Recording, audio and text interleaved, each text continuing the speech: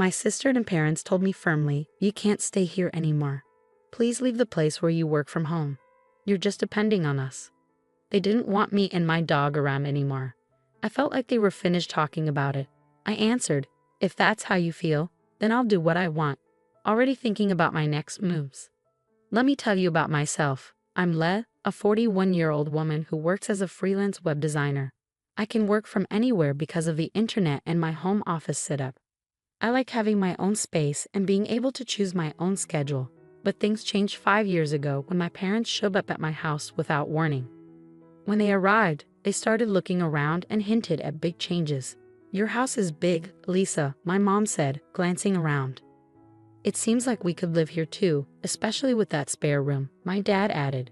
They seemed to think they could move in with me without even asking. But I never wanted to live with them, and I told them so. "Wait a minute. I don't want to live with you," I said, surprised by their suggestion. "What are you even talking about?" My dad got really mad and snapped back at me. "You've basically taken control of this house, claiming it was from your Uncle Michael, and now you're acting like it's yours. You're sinking pretty low." I tried to explain the truth, saying, "I didn't just take it. I talked to Uncle Michael, and he agreed to give it to me." But my parents were already set on moving in. They said, "Our old house is falling apart, and we can't stay there anymore." Since my mom didn't work and my dad's job didn't pay enough for big repairs, they felt like they had no choice but to move into the house Uncle Michael left me. I felt stuck because I didn't want to leave my parents with nowhere to go, so I reluctantly let them move in. But once they were settled, they started making snarky comments. They teased me saying, "Hey, Lisa, you're in your 40s now. When are you going to settle down?" They always brought up my single status. I'd tell them I love my job and I'm happy with my life. But they and others kept worrying about my love life, thinking I should do what my sister did and get married. But my sister's married life wasn't all smooth sailing either. Still, I wasn't bothered by their comments. I kept telling them that I'm happy with how things are. But one time, my mom overheard our conversation and jumped in. "Don't talk about your sister like that. She's married and has a stable job," she interrupted. I defended myself, saying, "I might not be married, but I have a good job too." But my mom didn't buy it. She kept criticizing me, saying, "You're always on your computer. Are you even making money legally?" I stood my ground, saying, "I earn my money honestly through my work. You don't need to worry." My mom didn't like my answer and scolded me, saying, "How dare you talk back to me? You're nothing like your sister." Being compared to my sister by our parents was something I was used to. She worked in an office temporarily while I chose to work from home. Even though I knew our parents might not understand working remotely, it still hurt to be put down all the time. One day, while I was cooking dinner, the doorbell rang unexpectedly. I was surprised to find my sister Carol there, carrying a lot of luggage. "Hey Carol, what's up?"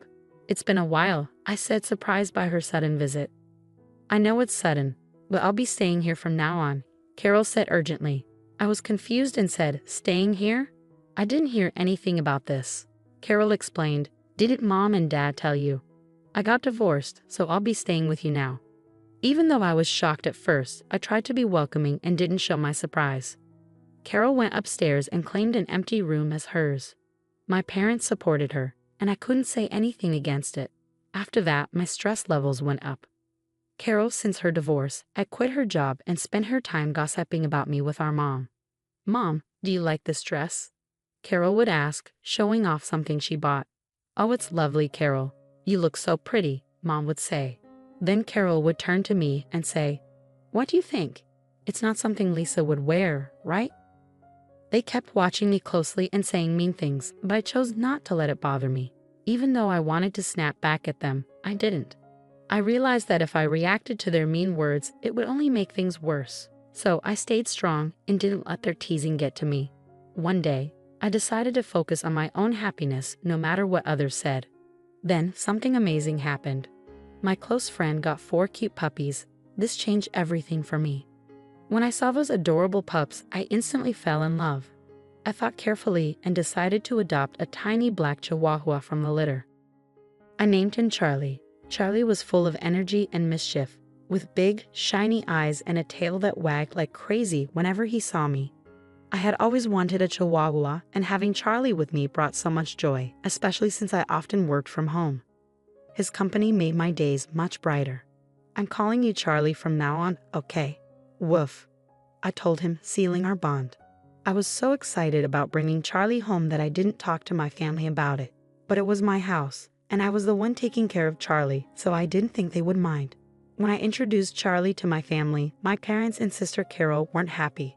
They hadn't known I was planning to get a dog, and they didn't like the idea of potential dog smells in the house. They made it clear they weren't pleased.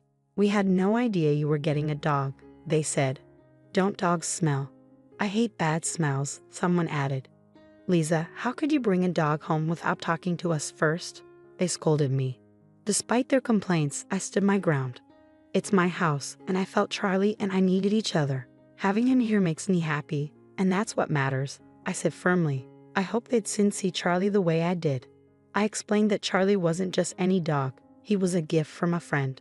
Plus, I was the one paying for everything Charlie needed, so they didn't really have a reason to complain.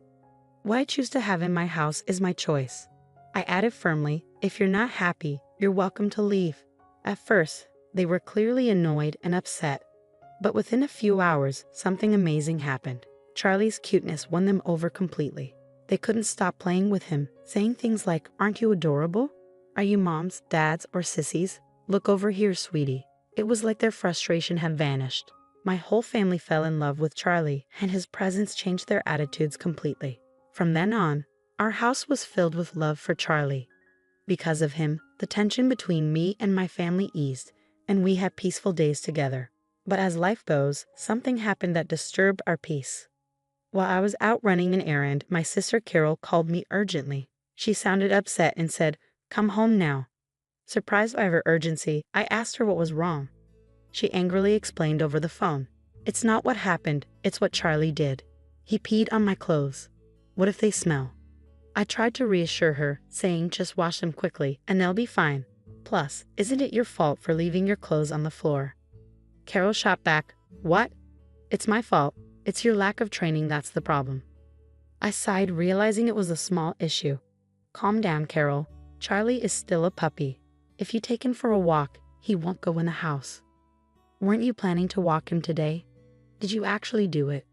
I had planned to take Charlie for a walk later that day, but I didn't realize it would cause such chaos in my family. The problem was that I hadn't properly trained Charlie, our beloved dog, and now we were facing the consequences. When I got home, I could feel the tension in the air. My sister Carol was clearly angry and immediately confronted me.